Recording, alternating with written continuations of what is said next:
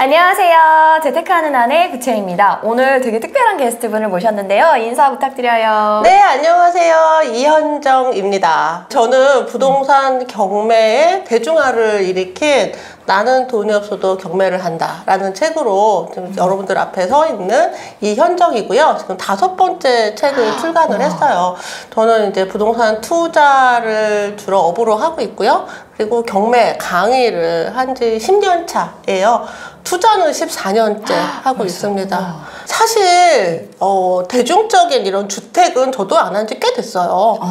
그런데 작년부터 조금 시장이 안 좋아졌잖아요. 그럼 경매는 오히려 더 좋거든요. 상장 때는 제가 쉬었습니다. 너무 막 올라서 이거 진짜 너무 심하다. 이거 제가 보기엔 정상이 아니에요. 그래서 저는 잠깐 쉬었고요. 이제 다시 조금 진정이 되는 타이밍부터 다시 했고, 막 상승장 때는 오히려 토지 쪽에 조금 더 관심을 가지고 있었어요. 항상 이제 같은 것만 하는 건 아니고요. 14년 동안 조금씩 물건도 달라지고 방법도 달라지고, 최근에는 저희 둘째 아들이 투자를 하고 싶다 그래서 그 아들을 가리키면서 다시 제가 베이직으로 돌아가게 된 거예요. 개인적으로는 토지 쪽으로 좀 많이 하고 있어요. 그러면 이 책 제목 자체가 1,000만 원으로 이제 시작하는 부동산 투자잖아요. 결론적으로 1,000만 원으로 부동산 살 수 있습니까? 네. 그럼 오늘 다 파헤쳐 보도록 하겠습니다. 어떻게 부동산을 시작하게 됐는지, 그 중에서도 또 특이하게 경매란 말이에요. 아이들을 키우고 막 이러면은 살림이 좀 어려워지기도 하거든요. 네네. 저도 이제 원래는 애 둘만 키우고 있을 때는 둘이 벌어서 내 식구 먹고 사는 게 그냥 그럭저럭 괜찮았거든요. 그러다가 이제 막둥이를 늦게 이제 애기를 낳았는데, 막둥이가 태어나고 나서 남편 사업도 굉장히 어려워지고요. 일도 1년 동안 이제 출산 기간 동안 쉬었어요. 그랬더니 경제적으로 너무 막 위기감을 느낀 거예요. 딱 돌이켜 보니까 큰애 교복값이 너무 비싼 거야. 당시에 30만 원이었어요. 진짜 비쌌어요. 막내는 이제 막 태어났는데 이 큰애 교복값을 딱 보는 순간 이 새 아이를 더 어떻게 키우지? 그 위기감이 확 드는 거예요. 그때 저는 전세 8천만 원짜리 살고 있었거든요. 그게 다였어요. 어떻게 하면 지금 내가 이 위기에서 벗어날 수 있을까? 뭐라도 할 참이었거든요. 불법만 아니면 내가 다 하겠다.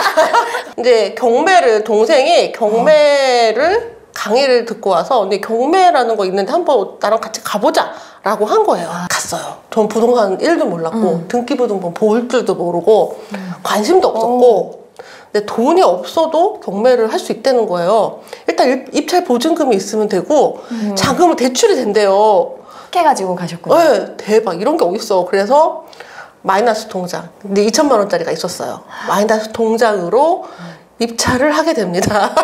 첫 경매했던 집 기억나세요? 처음에 무슨 오피스텔을 입찰을 하러 갔는데, 이게 경매가 뭔지 잘 모르겠는데 일단 법원도 가보고 싶고 입찰도 해보고 싶으니까 일단 한번 넣어봐. 근데 이게 안전하긴 한데 대면 대박인 아주 낮은 가격으로 한번 넣어봤죠. 꼴찌했어요. 네, 그래도 이제 일단 법원에 가봤잖아요. 발을 들였으니까. 이렇게 하는 거네. 그렇게 4번째 입찰이 2달 만에 낙찰을 받죠. 근데 이제 첫 낙찰을 받은 집이 안 팔린대요. 왜냐면 제가 갖고 싶은 물건을 제가 낙찰 받은 거예요. 제 눈에는 정말 완전 베스트였어요. 와, 저 집에 사는 아이들은 얼마나 행복할까. 그래서 그 집을 낙찰 받았는데 일단 잘 팔리는 사이즈가 아닌 거예요. 25평형이 훨씬 잘 팔리잖아요. 1층은 안 팔리잖아요. 그죠. 게다가 그리 싸지도 않은 거예요, 낙찰가가. 그래서 낙찰 받은 거야? 네, 비싸진 않지만 싸지도 않은 거예요. 우리 남편한테 얘기했죠. 여보, 나 사고 쳤어. 우리 이사 가야 돼.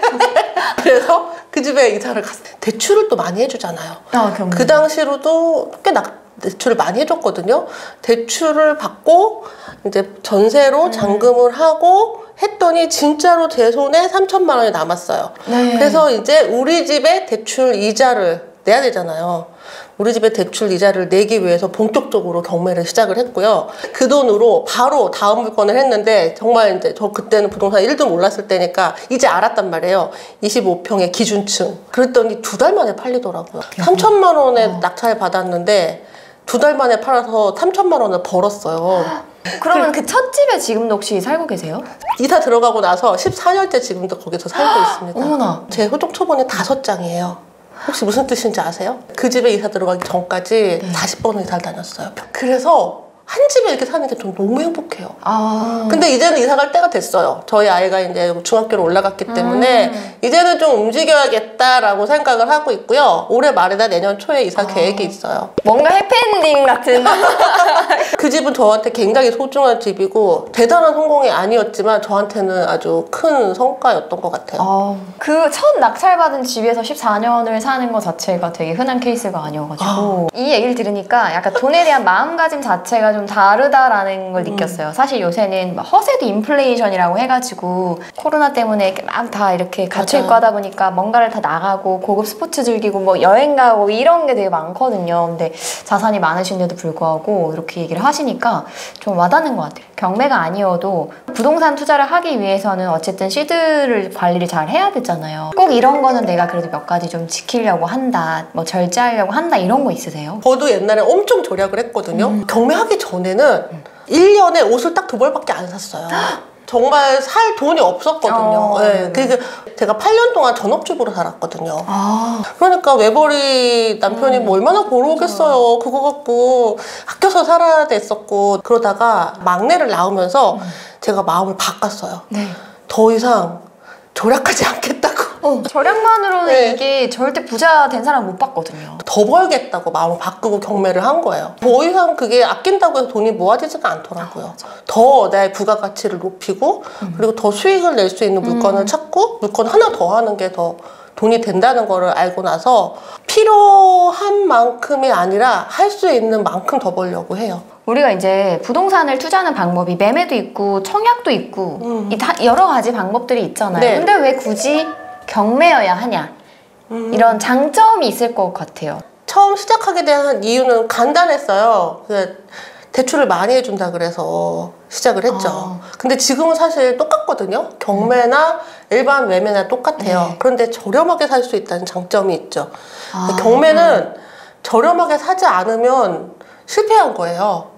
경매할 이유가 없는 이유가 없는 거죠. 경매를 하는 이유는 시세보다 저렴하게 사는 게 목적이기 때문에 시세보다 가격 차이가 없다면 경매를 할 이유가 없는 거고 그러면 그냥 일반 매매를 해도 돼요. 그러니까 일반 매매도 하거든요, 저도. 일반 매매에서 금매 나오는 것들. 네, 금매 나오는 거. 일반 매매라는 게 가격이 정해져 있는 게 아니라 시세보다 조금 저렴하게 급해서 파는 물건을 금매라고 하는데 이제 그 기준이 저희 같이 경매를 한 사람들은 인근의 낙찰가, 최근의 낙찰가랑 비교해서 얼마가 차이가 안 난다 그러면 진짜 그 가격은 괜찮은 거고 그거와 차이가 많이 나면 그건 금매라고 할 수도 없는 거죠. 그냥 말이 금매인 거지 사실 그 가격은 싸지 않은 거니까. 최근 낙찰가랑 비교해서 뭐 1, 2천밖에 차이가 안 난다. 그러면 그거 사셔도 돼요. 1, 2천 정도의 수고를 덜 하면 되는 거니까. 근데 그거보다 더 많이 차이가 난다. 그러면 그냥 경매하셔야죠. 근데 이제 분양에 대한 생각은 제가 조금 다른데 20대, 30대이신 분들이 분양을 받으려고 무주택 기간을 그냥 막 길게 가져가시는 분들도 계시더라고요. 이제 가능성이 있는 분들이란 모를까. 20대, 30대가 어떻게 그거를 무주택인 상태를 너무 오랫동안 유지하시는 거에 대해서는 조금 달리 생각해 볼 여지가 있지 않나 싶어요. 내가 컨트롤할 수가 없으니까. 근데 또 옆에 간간히 또 되잖아요. 누군가 하나가. 맞아. 기대가 되잖아요. 근데 저는 그랬어요. 저희 아들한테. 그거 기대하지 말고 네 힘으로 작은 물건씩 해서 10년 동안 무주택자인 상태로 있지 말고 그동안에 다주택자가 되는 게 낫겠다. 얘기 듣다 보니까 신혼부부분들은 어쨌든 신혼특공은 결혼 전에만 다 처분하면 사실 상관없거든요. 특공 쓸 수 있어서 싱글분이시면 더더욱 소액으로 뭔가 이렇게 눈앞에 기회가 왔을 때 굳이 그거를 무주택을 유지하기 위해서 놓치지는 않았으면 좋겠다라고 얘기하시는 것 같아요. 굳이 그렇게 안 하는 다른 방법도 있다. 일반 매매나 아니면 조금 더 저렴하게 하는 경매나 특히 경매는 시세보다 저렴한 게 중요하잖아요. 그러니까 그만큼 안전한 구간을 갖고 있는 거예요. 안전마진. 안전마진. 네, 또 떨어져도 내가 낙찰 받은 것만큼 내려오려면 한참 걸리니까 네, 그 정도 어느 정도 기본으로 깔고 가는 거죠. 그리고 심리에서 좀 유리하겠어요. 막 떨어지면 이거 팔아야 되는 거 아니야? 막 이러는데 나는 이미 이만큼 아래로 이만큼 더 내가 더 싸게 샀으니까 여기를 통과해서 더 밑으로 내려가면 또 한참 걸리니까 어느 정도 심리적으로, 네, 맞아요. 심리적으로 버틸 수 있는 힘이 되겠죠. 그럼 경매라서 조금 더 소액으로 내가 더 할 수 있다 이런 거는 아닌 거예요? 일반 매매도 소액으로 하실 수 있어요. 그런데 일반 매매 물건들 중에서 그렇게 굳이 더 소액으로 살 수 있는 물건들을 이미 일부러 막 찾지는 않잖아요. 그리고 그거보다 더 저렴하게 사야 되니까. 만약에 물건 내놓으신 분한테 1억에 내놨는데 내가 지금 살 거니까 한 7천만 원에 주세요. 그러면 그 사람이 안 줄 거 아니에요. 그거를 이제 경매를 통해서 하는 거죠. 경매에 대한 또 오해가 있으신데 이제 거기에 살고 계신 사람을 내보낸다? 뭐 이런 것들을 하잖아요. 마음이 안 좋을 것 같아가지고. 그러니까 그게 오해라고요. 법원을 통해서 하는 거거든요. 법원을 통해서 매각을 하는 거예요. 이게 다 법적인 어떤 안전망을 다 지나온 물건이고 집주인은 그 돈을 갚아야 될 법적인 이유가 합당한 이유가 있단 말이죠. 그리고 거기 만약에 세입자가 살고 계시면 내가 이걸 낙찰 받아서 돈을 이 사람한테 주는 거잖아요. 내가 만약에 낙찰을 받으면 그 돈을 법원에 내고 법원에서 이 세입자의 어떤 그 맞아요. 전재산과 다른 없는 걸 또 지켜주는 거니까. 맞아요. 그래서 얘기해요. 임차인한테 제가 낸 잔금으로 배당 받으시는 겁니다. 그리고 그 과정도 제가 도와드리겠습니다. 그게 사실이거든요. 그리고 만약에 제가 낙찰을 안 받았으면 이분은 계속 그 집에 사셔야 돼요. 그러니까 법을 통해서 내는 거지 불쌍한 사람들을 해야 하는 일이 아니에요. 아주 합당한 법의 틀 안에서 하는 건데 이거 배워야 돼요. 안 배웠으니까 그걸 못한 거지. 궁금한 게 있어요. 그 작가님이 이제 경매에 매물을 고를 거 아니에요. 그럼 지역도 많고 뭐 쏟아지는 그 물건들이 많을 것 같은데 고르시는 노하우 혹은 처음 이제 경매를 하실 거면 요거는 꼭 봐야 된다 있을까요? 여기에서 이제 목적이 어떤 목적이냐에 따라서 많이 좀 차이가 나요. 내 집 마련이면 나한테 맞춰야죠. 내가 들어가 살 집이니까 내가 가진 자산과 그리고 내가 갈 수 있는 거리와 이런 것들 나만의 조건이 명확해야 되는데 투자도 되면서 내 집 마련도 되면서 나중에 혹시 월세도 받을 수 있는 이런 물건 찾으면 못 찾아요. 첫 번째가 내 목적을 명확히 하고 그리고 그 물건을 선택을 하고 나서는 내가 감당할 수 있는 정도의 명도의 난이도를 고르면 되죠. 그게 다 나와 있어요.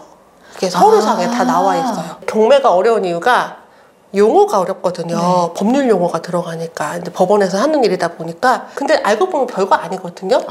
그리고 꼭 쓰는 용어가 그렇게 많지도 않아요. 그럼 거기서 이제 봤어요. 서류상에 나타나면 거기에 좀 어떤 부분을 좀 포커스를 두세요? 서류를 보고 권리 분석이라는 걸 해야 돼요. 집주인이 사는 집이 있고 임차인이 사는 집이 있는데 권리 분석이 조금 달라요.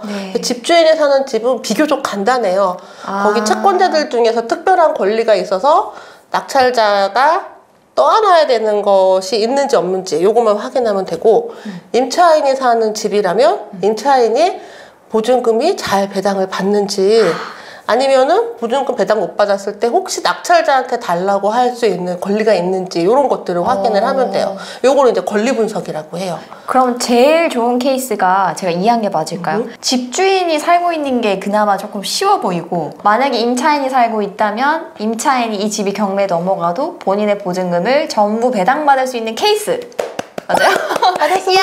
그래서 자기의 깜냥에 맞춰서 물건을 선택을 하는 거예요. 물건에 대한 내용들은 이미 서류상에 다 나와 있거든요. 제가 아는 이제 저희 수강생들 중에서 한 분은 남자분을 명도하기가 너무 부담스러운 거예요. 그래서 물건을 선택을 꼭 배당 다 받는 여자 임차인이 있는 물건만 골라서 입찰하세요. 그래서 자기가 선택할 수가 있어요. 많이 좀 하시는 분들은 뭐 단판을 지을 수 있는 것도 하실 수 있는 거고. 그럼 그거 궁금해요. 경매라고 해서 딱히 많이 차이 날 것 같진 않긴 한데 입지나 그 지역의 어떤 또 괜찮은 곳이어야 될 거 아니에요. 저는 항상 정답을 말씀드리는데 강남을 하면 좋죠. 강남을 하면 좋은데 강남을 하지 못하는 이유가 돈이 없어. 비싸서 돈이 없어서 그렇잖아요. 그럼 가장 내가 가진 돈 한도 내에서 강남과 가까운 데를 하시면 돼요. 그런데 있어요. 서울 수도권에도 5천만 원 이하짜리 물건들도 있거든요. 물론 경매로. 그래서 입지는 항상 일자리가 가까워야 되거든요. 네. 그래야지 그곳이 앞으로도 계속 갈 곳이고, 일자리가 가깝다는 건 여기까지 갈 수 있는 길이 뚫리는 곳으로 가는 거죠. 돈이 없으면 없을수록 이 길의 끝에 있는 거예요. 그래서 내가 가진 자산으로 최대한 가까이 가면 된다라고 생각하시면 될 것 같아요.